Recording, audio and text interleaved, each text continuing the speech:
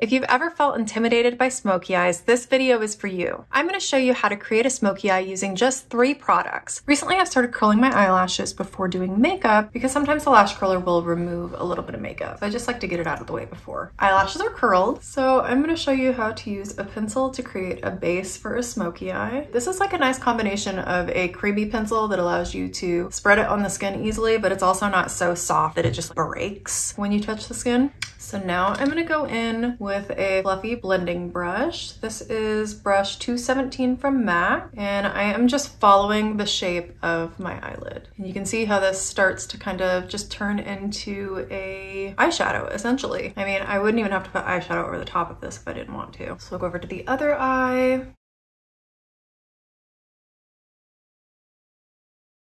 For the inner corners of my eyes, sometimes I will look down into the left for my left eye. For this eye, I would look down into the right to get into the inner corner.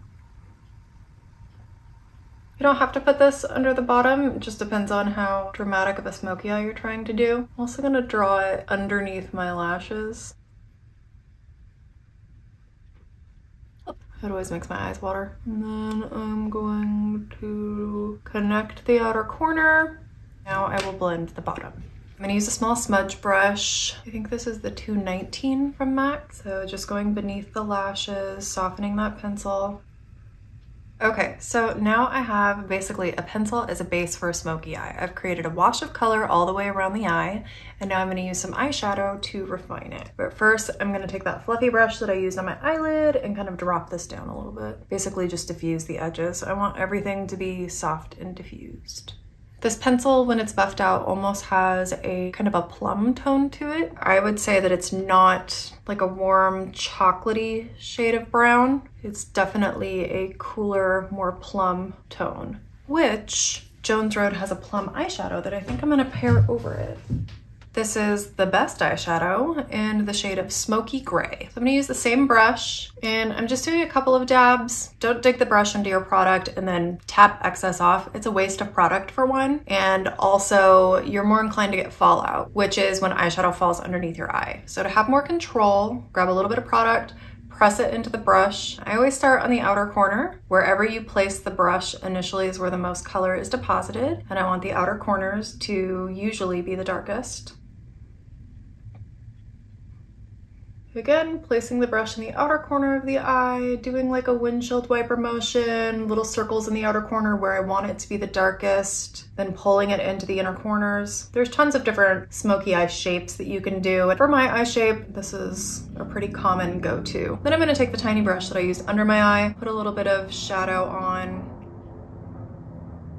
I'm kind of stamping it instead of blending it back and forth because I really want the color deposited. I want it to really give me some opacity. So something interesting is that a lot of people are sensitive to red pigment, and purpley toned eyeshadows have some red in them. So if you're ever wearing purpley toned eyeshadows or like a warm brown or pink and you notice your eyes are watering, it could be because you are having an allergic reaction or you're just sensitive to that shade. So now I'm just gonna take a brush that doesn't have anything on it and go around the perimeter of this.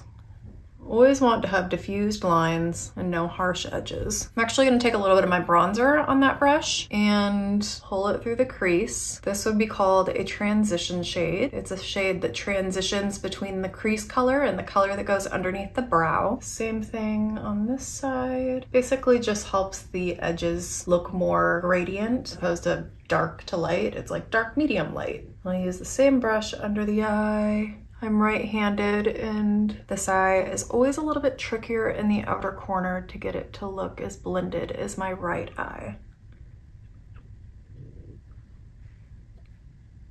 So I could just leave this as it is if I wanted to have a matte smoky eye, but I'm always a fan of a little bit of shimmer. So I'm gonna use a pigment from MAC. A pigment is basically just loose pigment as opposed to being pressed like an eyeshadow. And I'm gonna put a little bit on my finger, press it into my skin so it doesn't fall all over my face. And then I'm gonna place it just in the center of my eyelid above my pupil.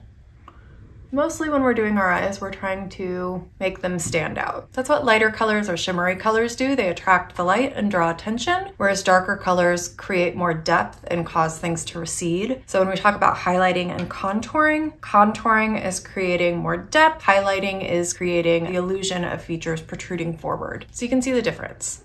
I'm gonna do the other eye. I'm using my finger because it's less messy with shimmery or loose eyeshadows to use your fingers, and you're able to get more of a sheen by pressing the product into the skin and making it more opaque. Also gonna take a tiny bit of that shimmer and place it directly underneath my pupil. I'm just gonna take that brush that has my transition color on it and go around the perimeter to make sure everything is nice and diffused. So now I'm gonna do mascara. So this is the False Lashes Maximizer from MAC. It's kind of a base for mascara that makes your eyelashes look thicker when you put mascara over the top of it. And then I'm gonna use Sephora's Lash Craft Length and Volume Mascara, which I haven't used yet. I'm gonna really get into the base of my lashes. You don't want any gaps between any of your eye makeup and your lashes. So with your eyeliner, you wanna make sure there's no gaps between the product and your lash line where your lashes start to grow from. And with mascara, you wanna make sure that you get the mascara all the way to the base of the lash to get the best definition. Just don't poke yourself in the eye. So I use the tip of the wand for the bottom lashes.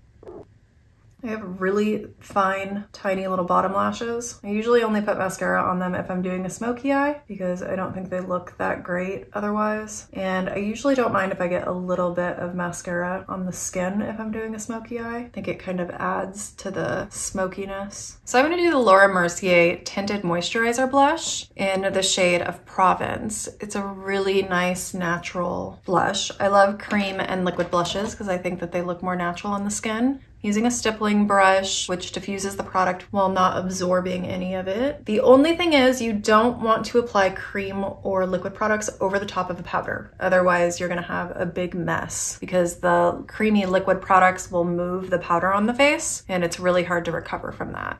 So I do want to do a little bit of a highlight in the inner corner of my eyes. This is High Beam from Benefit. I'm also gonna put a little bit above my top lip.